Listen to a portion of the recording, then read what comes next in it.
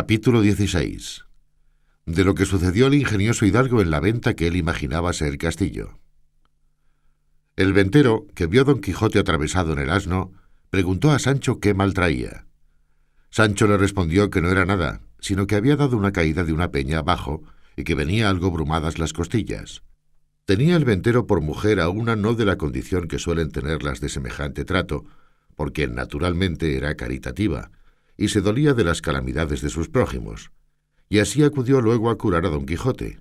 y hizo que una hija suya doncella, muchacha y de muy buen parecer, la ayudase a curar a su huésped. Servía en la venta asimismo una moza asturiana, ancha de cara, llana de cogote, de nariz roma, del un ojo tuerta y del otro no muy sana. Verdad es que la gallardía del cuerpo suplía las demás faltas. No tenía 7 palmos de los pies a la cabeza, y las espaldas, que algún tanto le cargaban, le hacían mirar al suelo más de lo que ella quisiera. Esta gentil moza, pues, ayudó a la doncella, y las dos hicieron una muy mala cama a Don Quijote en un camaranchón, que en otros tiempos daba manifiestos indicios que había servido de pajar muchos años, en el cual también alojaba un arriero que tenía su cama hecha un poco más allá de la de nuestro Don Quijote, y aunque era de las enjalmas y mantas de sus machos, hacía mucha ventaja a la de Don Quijote, que sólo contenía 4 mal lisas tablas sobre 2 no muy iguales bancos, y un colchón que en lo sutil parecía colcha, lleno de bodoques, que a no mostrar que era de lana por algunas roturas, al tiento en la dureza semejaban de guijarro, y 2 sábanas hechas de cuero de adarga, y una frazada cuyos hilos, si se quisieran contar, no se perdiera uno solo de la cuenta. En esta maldita cama se acostó Don Quijote, y luego la ventera y su hija le emplastaron de arriba abajo, alumbrándoles maritornes, que así se llamaba la asturiana. Y como Albizmalle viese la ventera tan acardenalado a partes a Don Quijote, dijo que aquello más parecían golpes que caída. No fueron golpes, dijo Sancho, sino que la peña tenía muchos picos y tropezones, y que cada uno había hecho su cardenal. Y también le dijo: haga vuestra merced, señora, de manera que queden algunas estopas, que no faltará quien las haya menester, que también me duelen a mí un poco los lomos. —¿De esa manera? —respondió la ventera— ¿también debistes vos de caer? —No caí —dijo Sancho Panza—, sino que del sobresalto que tomé de ver caer a mi amo, de tal manera me duele a mí el cuerpo que me parece que me han dado 1000 palos. —Bien podría ser eso —dijo la doncella—, que a mí me ha acontecido muchas veces soñar que caía de una torre abajo y que nunca acababa de llegar al suelo, y cuando despertaba del sueño hallarme tan molida y quebrantada como si verdaderamente hubiera caído. —Ahí está el toque, señora —respondió Sancho Panza—, que yo, sin soñar nada, sino estando más despierto que ahora estoy, me hallo con pocos menos cardenales que mi señor Don Quijote. —¿Cómo se llama este caballero? —preguntó la asturiana Maritornes. —Don Quijote de la Mancha —respondió Sancho Panza—, y es caballero aventurero, y de los mejores y más fuertes que de luengos tiempos acá se han visto en el mundo. —¿Qué es caballero aventurero? —replicó la moza. —¿Tan nuevas sois en el mundo que no lo sabéis vos? —respondió Sancho Panza—. Pues sabed, hermana mía, que caballero aventurero es una cosa que en 2 palabras se ve apaleado y emperador. Hoy está la más desdichada criatura del mundo y la más menesterosa, y mañana tendrá 2 o 3 coronas de reinos que dar a su escudero. —Pues cómo vos, siéndolo de este tan buen señor —dijo la ventera—, no tenéis a lo que parece siquiera algún condado. —Aún es temprano —respondió Sancho—, porque no ha sino un mes que andamos buscando las aventuras, y hasta ahora no hemos topado con ninguna que lo sea, y tal vez hay que se busca una cosa y se halla otra. Verdad es que si mi señor Don Quijote sana de esta herida o caída, y yo no quedo con trecho de ella, no trocaría mis esperanzas con el mejor título de España. Todas estas pláticas estaba escuchando muy atento Don Quijote, y sentándose en el lecho como pudo, tomando de la mano a la ventera, le dijo: «Creedme, fermosa señora, que os podéis llamar venturosa por haber alojado en este vuestro castillo a mi persona, que es tal que si yo no la alabo es por lo que suele decirse que la alabanza propia envilece. Pero mi escudero os dirá quién soy. Solo os digo que tendré eternamente escrito en mi memoria el servicio que me habéis fecho, para agradeceroslo mientras la vida me durare, y pluguiera a los altos cielos que el amor no me tuviera tan rendido y tan sujeto a sus leyes, y los ojos de aquella hermosa ingrata que digo entre mis dientes, que los de esta fermosa doncella fueran señores de mi libertad». Confusas estaban la ventera y su hija y la buena de Maritornes, oyendo las razones del andante caballero, que así las entendían como si hablara en griego. aunque bien alcanzaron que todas se encaminaban a ofrecimientos y requiebros, y como no usadas a semejante lenguaje, mirábanle y admirábanse, y parecíales otro hombre de los que se usaban, y agradeciéndole con venteriles razones sus ofrecimientos, le dejaron, y la asturiana Maritornes curó a Sancho, que no menos lo había menester que su amo. Había el arriero concertado con ella que aquella noche se refocilarían juntos, y ella le había dado su palabra de que, en estando sosegados los huéspedes y durmiendo sus amos, le iría a buscar y satisfacerle el gusto en cuanto le mandase. Y cuéntase de esta buena moza que jamás dio semejantes palabras que no las cumpliese, aunque las diese en un monte y sin testigo alguno, porque presumía muy de hidalga, y no tenía por afrenta estar en aquel ejercicio de servir en la venta, porque decía ella que desgracias y malos sucesos la habían traído a aquel estado.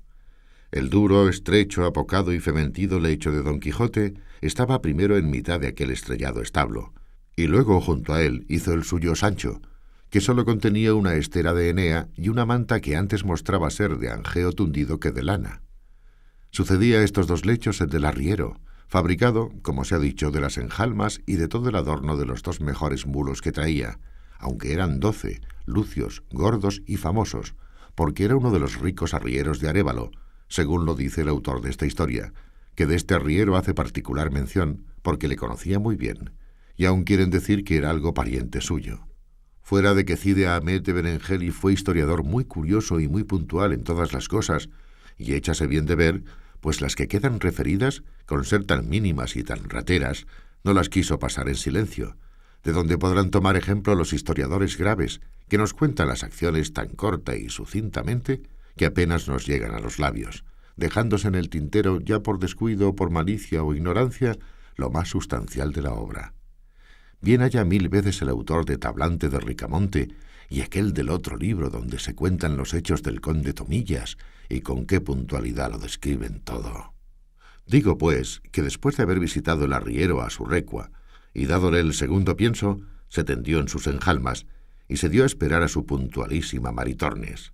Ya estaba Sancho bizmado y acostado, y aunque procuraba dormir, no lo consentía el dolor de sus costillas, y Don Quijote, con el dolor de las suyas, tenía los ojos abiertos como liebre. Toda la venta estaba en silencio, y en toda ella no había otra luz que la que daba una lámpara que, colgada en medio del portal, ardía. Esta maravillosa quietud y los pensamientos que siempre nuestro caballero traía de los sucesos que a cada paso se cuentan en los libros autores de su desgracia,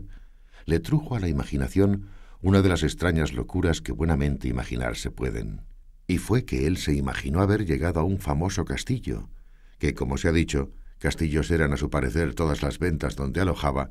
y que la hija del ventero lo era del señor del castillo, la cual, vencida de su gentileza, se había enamorado de él, y prometido que aquella noche, a furto de sus padres, vendría a yacer con él una buena pieza.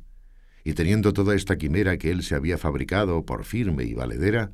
se comenzó a cuitar y a pensar en el peligroso trance en que su honestidad se había de ver, y propuso en su corazón de no cometer alevosía a su señora Dulcinea del Toboso, aunque la misma reina Ginebra con su dueña Quintañona se le pusiesen delante. Pensando pues en estos disparates, se llegó el tiempo y la hora, que para él fue menguada, de la venida de la asturiana, la cual, en camisa y descalza, cogidos los cabellos en una albanega de fustán, con tácitos y atentados pasos, entró en el aposento donde los tres alojaban en busca del arriero. Pero apenas llegó a la puerta cuando Don Quijote la sintió, y sentándose en la cama a pesar de sus bizmas y con dolor de sus costillas, tendió los brazos para recibir a su fermosa doncella, la asturiana, que toda recogida y callando iba con las manos delante buscando a su querido. Topó con los brazos de Don Quijote, el cual la asió fuertemente de una muñeca y tirándola hacia sí, sin que ella osase hablar palabra, la hizo sentar sobre la cama. Tentóle luego la camisa, y aunque ella era de arpillera, a él le pareció ser de finísimo y delgado cendal. Traía en las muñecas unas cuentas de vidrio, pero a él le dieron vislumbres de preciosas perlas orientales. Los cabellos, que en alguna manera tiraban a crines, él los marcó por hebras de lucidísimo oro de Arabia, cuyo resplandor al del mismo sol escurecía, y el aliento, que sin duda alguna olía a ensalada fiambre y trasnochada, a él le pareció que arrojaba de su boca un olor suave y aromático, y finalmente él la pintó en su imaginación de la misma traza y modo que lo había leído en sus libros de la otra princesa que vino a ver al malferido caballero, vencida de sus amores, con todos los adornos que aquí van puestos. Y era tanta la ceguedad del pobre hidalgo, que el tacto ni el aliento ni otras cosas que traía en sí la buena doncella no le desengañaban, las cuales pudieran hacer vomitar a otro que no fuera arriero. Antes le parecía que tenía entre sus brazos a la diosa de la hermosura, y teniéndola bien asida, con voz amorosa y baja le comenzó a decir: «Quisiera hallarme en términos, fermosa y alta señora, de poder pagar tamaña merced como la que con la vista de vuestra gran fermosura me habedes fecho. Pero ha querido la fortuna, que no se cansa de perseguir a los buenos, ponerme en este lecho, donde yago tan molido y quebrantado, que aunque de mi voluntad quisiera satisfacer a la vuestra, fuera imposible, y más que se añade a esta imposibilidad otra mayor, que es la prometida fe que tengo dada a la sin par Dulcinea del Toboso, única señora de mis más escondidos pensamientos, que si esto no hubiera de por medio, no fuera yo tan sandio caballero que dejara pasar en blanco la venturosa ocasión en que vuestra gran bondad me ha puesto». Maritornes estaba acongojadísima, y trasudando de verse tan asida de Don Quijote, y sin entender ni estar atenta a las razones que le decía, procuraba sin hablar palabra desasirse. El bueno del arriero, a quien tenían despiertos sus malos deseos, desde el punto que entró su coima por la puerta, la sintió. Estuvo atentamente escuchando todo lo que Don Quijote decía, y celoso de que la asturiana le hubiese faltado a la palabra por otro, se fue llegando más al lecho de Don Quijote, y estúvose quedo hasta ver en qué paraban aquellas razones que él no podía entender. Pero como vio que la moza forcejeaba por desasirse, y Don Quijote trabajaba por tenerla, pareciéndole mal la burla, enarboló el brazo en alto, y descargó tan terrible puñada sobre las estrechas quijadas del enamorado caballero, que le bañó toda la boca en sangre, y no contento con esto, se le subió encima de las costillas, y con los pies más que de trote se las paseó todas de cabo a cabo. El lecho, que era un poco endeble y de no firmes fundamentos, no pudiendo sufrir la añadidura del arriero, dio consigo en el suelo, a cuyo gran ruido despertó el ventero, y luego imaginó que debían de ser pendencias de Maritornes, porque habiéndola llamado a voces no respondía. Con esta sospecha se levantó, y encendiendo un candil se fue hacia donde había sentido la pelaza. La moza, viendo que su amo venía y que era de condición terrible, toda medrosica y alborotada, se acogió a la cama de Sancho Panza, que aún dormía, y allí se acurrucó y se hizo un ovillo. El ventero entró diciendo: «¿A dónde estás, puta? A buen seguro que son tus cosas estas». En esto despertó Sancho, y sintiendo aquel bulto casi encima de sí, pensó que tenía la pesadilla, y comenzó a dar puñadas a una y otra parte, y entre otras alcanzó con no sé cuántas a Maritornes, la cual, sentida del dolor, echando a rodar la honestidad, dio el retorno a Sancho con tantas que a su despecho le quitó el sueño, el cual, viéndose tratar de aquella manera y sin saber de quién, alzándose como pudo, se abrazó con Maritornes, y comenzaron entre los dos la más reñida y graciosa escaramuza del mundo. Viendo pues el arriero a la lumbre del candil del ventero cuál andaba su dama, dejando a Don Quijote, acudió a dalle el socorro necesario. Lo mismo hizo el ventero, pero con intención diferente, porque fue a castigar a la moza, creyendo sin duda que ella sola era la ocasión de toda aquella armonía. Y así como suele decirse el gato al rato, el rato a la cuerda al palo, daba el arriero a Sancho, Sancho a la moza a él, el ventero a la moza, y todos menudeaban con tanta priesa que no se daban punto de reposo. Y fue lo bueno que al ventero se le apagó el candil, y como quedaron a escuras, dábanse tan sin compasión todos a bulto, que a doquiera que ponían la mano no dejaban cosa sana. ¿Alojaba acaso aquella noche en la venta un cuadrillero de los que llaman de la Santa Hermandad Vieja de Toledo, el cual, oyendo asimismo el extraño estruendo de la pelea, asió de su media vara y de la caja de lata de sus títulos, y entró a escuras en el aposento, diciendo: «Ténganse a la justicia, ténganse a la Santa Hermandad». Y el primero con quien topó fue con el apuñeado de Don Quijote, que estaba en su derribado lecho, tendido boca arriba sin sentido alguno, y echándole a tiento la mano a las barbas, no cesaba de decir: «Favor a la justicia». Pero viendo que el que tenía asido no se bullía ni meneaba, se dio a entender que estaba muerto, y que los que allí dentro estaban eran sus matadores, y con esta sospecha reforzó la voz, diciendo: «Ciérrese la puerta de la venta, miren no se vaya nadie, que han muerto aquí a un hombre». Esta voz sobresaltó a todos, y cada cual dejó la pendencia en el grado que le tomó la voz. Retiróse el ventero a su aposento, el arriero a sus enjalmas, la moza a su rancho. Solo los dos desventurados, Don Quijote y Sancho, no se pudieron mover de donde estaban. Soltó en esto el cuadrillero la barba de Don Quijote y salió a buscar luz para buscar y prender los delincuentes, mas no los halló, porque el ventero, de industria, había muerto la lámpara cuando se retiró a su estancia, y fuele forzoso acudir a la chimenea, donde con mucho trabajo y tiempo encendió el cuadrillero otro candil.